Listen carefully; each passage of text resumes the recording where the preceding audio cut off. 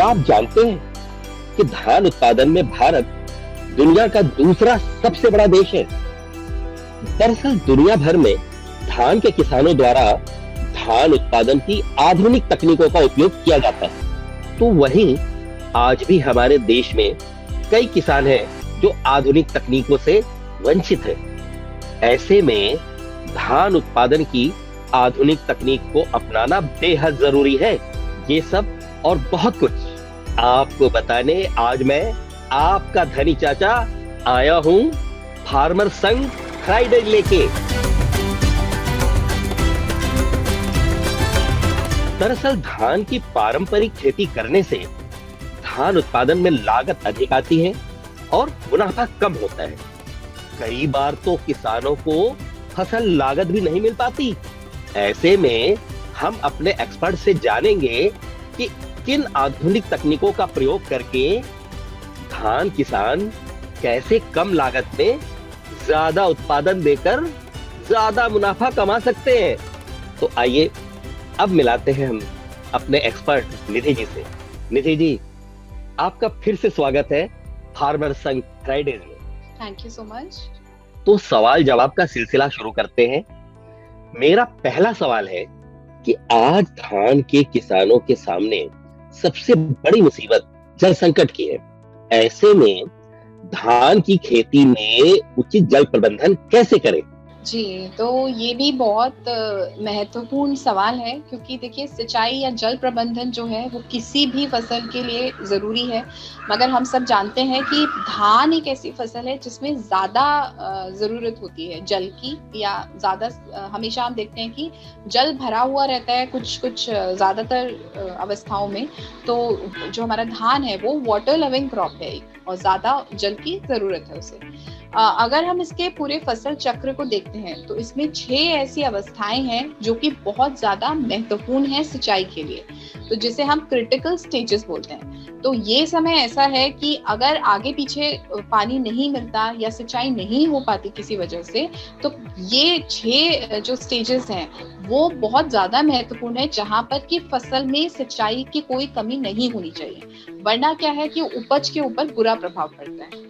तो critical stages वो stages हैं जहां पर फसल में अगर हम पानी नहीं दे पाते किसी वजह से, तो उसका पूरा असर आपको उपज पर दिखाई देता है और फसल में उपज कम आएगी। तो सबसे पहला जो चरण है वो होता है आपका जड़ निकलने का समय। तो ये आपके फसल में 20 से 25 दिन के आसपास आता है और वो सबसे पहली क्रिटिकल स्टेज है जहां पर कि हमें फसल में पानी देना है या उसमें हमें पानी खड़ा रखना है। तो हम अगर वैसे बात करते हैं कि कितना पानी खड़ा रखें, तो लगभग 2 से 5 सेंटीमीटर के आसपास हम उसमें जल भर के रखते हैं। और शुरू में हमने जो हमारा पहला एपिसोड है उसमें हमने पडलिंग के बारे में भी बात की थी कि हम पडलिंग करके एक ऐसी सतह बना देते हैं ताकि जल भराव हो सके और जल का निकास ना हो एकदम से। तो इसी तरीके से हम उसमें उतना वाटर लेवल मेंटेन करके रख पाएंगे। जो दूसरा इसका स्टेज है वो है कल्ले निकलने की अवस्था, जिसे हम टिलरिंग भी बोलते हैं, और ये आपका 40 से 45 दिन के आसपास आता है। तो ये दूसरी क्रिटिकल स्टेज है। इसके बाद जो तने और गांठें जब बनती हैं लगभग आपका 50 से 60 दिन के आसपास, तो वो भी बहुत महत्वपूर्ण अवस्था होती है।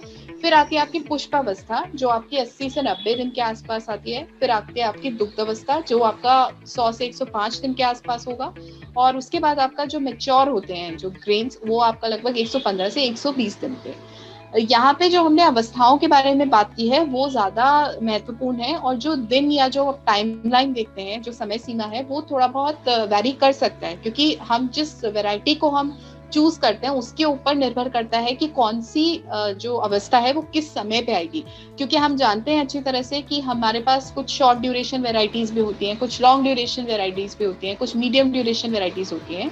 तो समय सीमा जो है वो आगे पीछे हो सकती है, मगर जो इसका अवस्थाएं हैं वो यही रहेंगी जिसपे आपको जल का प्रबंधन अच्छे से देना है। अच्छा, तो निधि जी, हमारा दूसरा प्रश्न ये है कि धान की प्रमुख बीमारियां और कीट क्या है और उनका प्रबंधन कैसे करना चाहिए?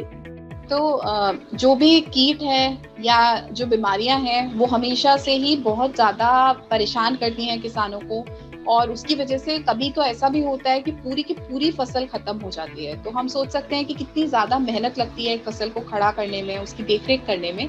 और किसी बीमारी या किसी कीट की वजह से अगर वो पूरा जो है खत्म हो जाती है, तो वो बहुत ज्यादा मतलब दुख का कारण रहता है किसान के लिए। हम अगर मुख्य कीटों की बात करें तो हमारी फसल जो है धान की, इसमें कुछ महत्वपूर्ण कीट हैं, जैसे कि तना छेदक, जिसे हम स्टेम बोरर कहते हैं, जो जब अगर हम अपनी फसल में देखें तो डेड हार्ट के सिम्टम्स हमें दिखने लगते हैं, जिसमें कि अगर हम जो तना है उसे हल्का सा भी हम ऐसे ऊपर खींचते हैं तो पूरा का पूरा बाहर निकल आता है। तो ये सिम्टम होता है आपका स्टेम बोरर का या तना छेदक का। इसके अलावा इसमें पत्ती लपेट आता है, जो आपको पत्तियां ऐसा दिखेंगी मुड़ी हुई, वो आता है। फिर भूरा फुदका आता है इसमें, इसको हम ब्राउन प्लांट हॉपर भी बोलते हैं, और गंधी बग आता है। तो ये कुछ ऐसे महत्वपूर्ण कीट हैं जो कि फसल को प्रभावित करते हैं। फिर हम अगर बात करते हैं बीमारियों की, तो बीमारियों में जैसे ब्लास्ट का रोग आता है, और ब्लास्ट का रोग जो है ये आपका नर्सरी में भी आ सकता है, और जो आपकी खड़ी फसल मुख्य फसल है उसमें भी आ सकता है। इसके अलावा इसमें शीथ ब्लाइट हो गया, बैक्टीरियल लीफ ब्लाइट हो गया, या फॉल स्मट हो गया। इस तरीके के कई सारे रोग हैं जो कि आते हैं फसल में, और फसल इसकी वजह से काफी नुकसान उठाना पड़ता है किसानों को। अब तीसरा प्रश्न, आज देश के किसान धान की कटाई परंपरागत तरीके से करते हैं, जिससे अधिक समय, श्रम और पैसा लगता है। ऐसे में कंबाइन हार्वेस्टर की मदद से धान की कटाई कितनी उपयोगी है? ये बहुत ही अच्छा प्रश्न करा है आपने।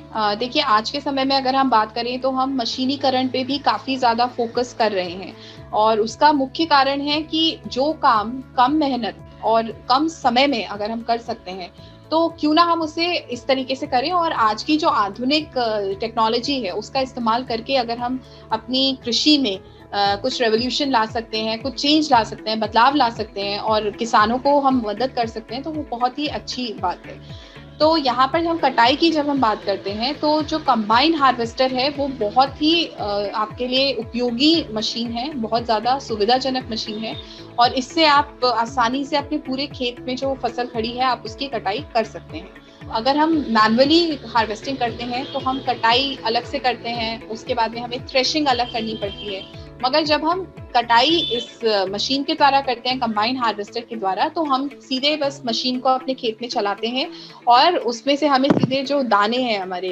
धान के, वो हमें मिल जाते हैं, जिसको हम बाद में साफ सूफ करके हम चाहें तो उसका भंडारण कर सकते हैं, या हम चाहें तो उसे कहीं पे बेच सकते हैं। तो ये मशीन बहुत उपयोगी है, और बहुत सटीकता से और कम समय में आपके धान की कटाई कर सकती है। अब हमारा अगला सवाल ये है कि Mahindra Arjun novo 605 combine harvester धान की कटाई के लिए कितना उपयोगी है? तो जो महिंद्रा नोवो कंबाइन हार्वेस्टर है, ये काफी अच्छी मशीन है और किसानों के लिए, क्योंकि ये पूरी तरीके से स्वचालित कटाई प्रदान करती है, और साथ में जो इसमें जो रील का पोर्शन रहता है वो काफी ज्यादा मजबूत है और अच्छे डिजाइन का है।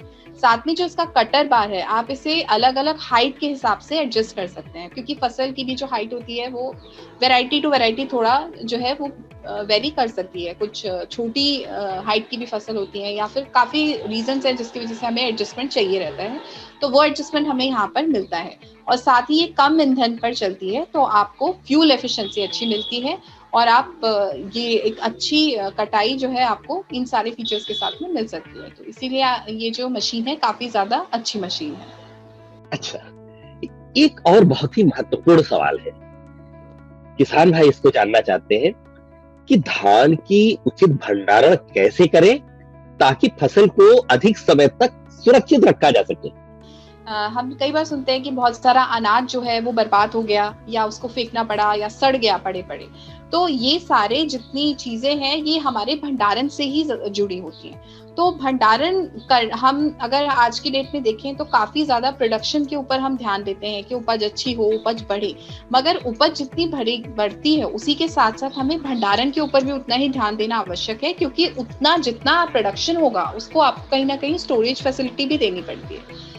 तो आम अगर हम किसानों के उसमें संदर्भ में अगर बात करते हैं कि वो अगर स्टोरेज करना चाहते हैं या भंडारण करना चाहते हैं तो कैसे करें, तो सबसे पहला जो चीज है, जब हम कटाई करते हैं तो उस समय पर नमी की प्रतिशत लगभग आपका 24% के आसपास या 30% तक भी रहती है, जब जिस समय पर कटाई हो रही होती है, जब आपकी फसल पूरी तरीके से मैच्योर हो चुकी है और आप उसकी कटाई कर रहे हैं। मगर जब हम उसका भंडारण करते हैं तो हमारे को उससे पहले कुछ चीजें करनी है, जैसे कि हमें उसका साफ सफाई करनी रहती है। उसमें से काफी सारे ऐसे कंकड़ पत्थर और काफी सारी ऐसी चीजें होती हैं जो हमारे जो ग्रेन्स है उसके साथ में मिक्स होती हैं। तो हम साफ सफाई करते हैं और उसके बाद उसे धूप में सुखाते हैं, ताकि जो उसमें नमी का जो प्रतिशत है वो 12 से 8% के बीच आ जाए।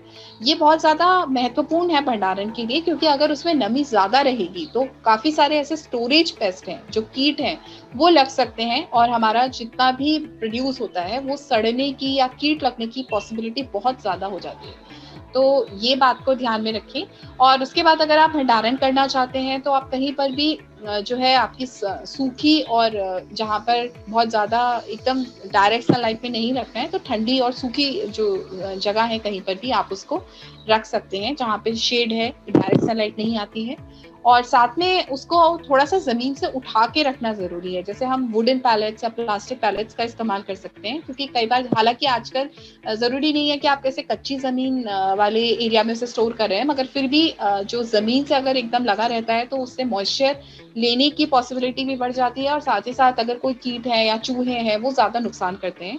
और उसको आप उठा के रखें पैलेट्स के ऊपर, और फिर अच्छी तरीके से उसमें, और समय समय पर उसको देखते रहें, मतलब मॉनिटर करते रहें। ऐसा नहीं है कि एक बार हमने भर के उसे छोड़ दिया, समय समय पर देखते रहेंगे। तो अगर हमें कुछ उसमें लगता है कीट या कुछ है, तो हम उसी के हिसाब से फिर उसमें कुछ जो है उसके लिए सोल्यूशन देख सकते हैं। तो ये कुछ बातों का ध्यान।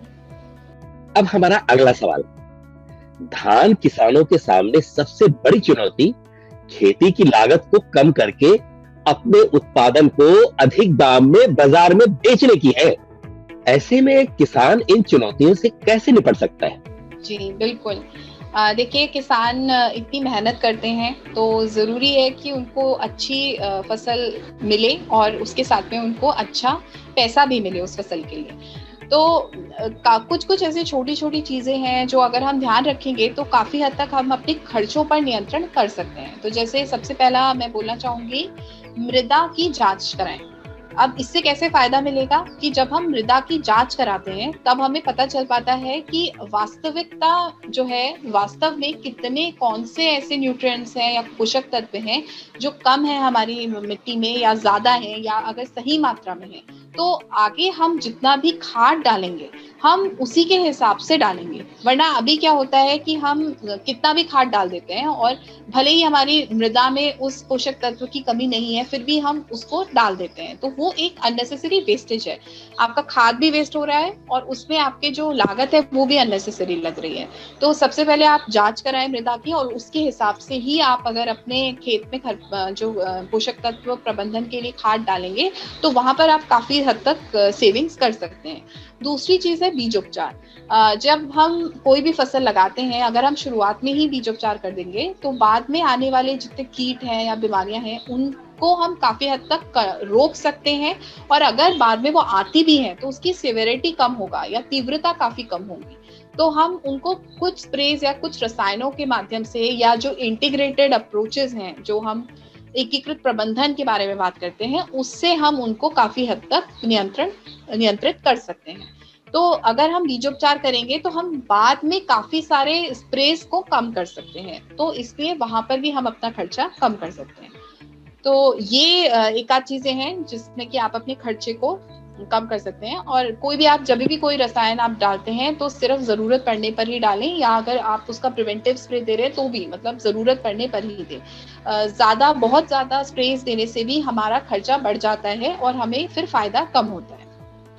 और दूसरा जो बात है कि हम अच्छे दाम पे कैसे फसल को बेच सकते हैं, तो उसके लिए देखिए, जब आप अपनी फसल की कटाई करते हैं और उसके बाद उसे अच्छे से सुखा लें, अगर आपका नमी प्रतिशत ज्यादा रहेगा, अगर 12 से 8% होना चाहिए, अगर उससे ज्यादा होगा तो भी अच्छे पैसे नहीं मिल पाते, क्योंकि ज्यादा नमी रहती है फसल में तो उसमें कीट लगने की या सड़ने की संभावना ज्यादा हो जाती है, तो उसके चलते हमें अच्छे दाम नहीं मिल पाते। और दूसरा, हम उसे थोड़ा सा साफ करके, जैसे हम थ्रेशिंग करने के बाद में हम थोड़ा सा क्लीनिंग करते हैं, तो हम उसे थोड़ा साफ करके उसमें जो अनवांटेड वीड्स हैं या कंकड़ पत्थर होता है, तो कुछ हद तक हम उसे फर्स्ट लेवल क्लीनिंग कर लेते हैं। और अगर हम खरपतवार नियंत्रित अच्छे से करेंगे तो बाद में ये समस्या भी नहीं आएगी कि अपने जो उपज है उसके साथ में खरपतवार के बीज मिक्स है। तो ये सब चीजें अगर होंगी और अच्छा आपकी एकदम साफ आपका प्रोड्यूस है और उसमें खरपतवार के बीज नहीं है, नमी प्रतिशत अच्छा है, तो आप कहीं पर भी अगर उसे बेचेंगे तो आपको उसके अच्छे दाम मिलेंगे। तो निधि जी, अब सबसे महत्वपूर्ण सवाल ये है कि जो सारे किसान जानना चाहते हैं कि हमारे किसान भाई धान के उस्ताद कैसे बन सकते हैं, ये बताइए। हाँ जी। तो देखिए, धान के उस्ताद बिल्कुल सभी किसान बन सकते हैं, इसमें कुछ भी ऐसा नहीं है, बहुत मुश्किल कुछ भी नहीं है। बस मैं इतना ही कहना चाहूंगी कि आजकल की जितनी अच्छी कृषि की जो पद्धतियां हैं वो आप अपनाएं, और उसमें ऐसा कुछ मुश्किल नहीं है, सिंपल सी चीजें हैं, जैसे कि आप बीज उपचार करें, अपना मृदा की जांच कराएं, उसी के हिसाब से खाद डालें, और आप एकीकृत प्रबंधन के ऊपर ज्यादा फोकस करें। मतलब हम काफी हद तक हम जो है सिर्फ रसायनों पर निर्भर कर देते हैं अपने आप को, या उसी पर निर्भर हो जाते हैं। ऐसा नहीं करना है, हमें एकीकृत प्रबंधन करना है, जिसमें कि हम मल्टीपल चीजों को एक साथ लेके चलते हैं, ताकि हमें कीटों का अच्छे से हम प्रबंधन कर पाए, बीमारियों का प्रबंधन अच्छे से कर पाए, साथ में पोषक तत्व का प्रबंधन अच्छे से कर पाए, सिंचाई का ध्यान रखें। तो यही छोटी छोटी सी चीजें हैं जो हमें करनी है, और जिसके साथ में हम सभी जो है धान के उस्ताद बन सकते हैं। धन्यवाद निधि जी, हमारे कार्यक्रम फार्मर संग फ्राइडेज में जुड़ने के लिए। तो अब आशा करता हूं कि इस कार्यक्रम के जरिए धान से जुड़ी हुई सभी महत्वपूर्ण जानकारी हमारे किसान भाइयों को मिल गई होंगी, जिसका हमारे किसान भाई ज्यादा से ज्यादा लाभ उठा सकते हैं और ज्यादा से ज्यादा मुनाफा कमा सकते हैं। धन्यवाद फार्मर संग फ्राइडेज में हमारे साथ जुड़ने के लिए। नमस्कार।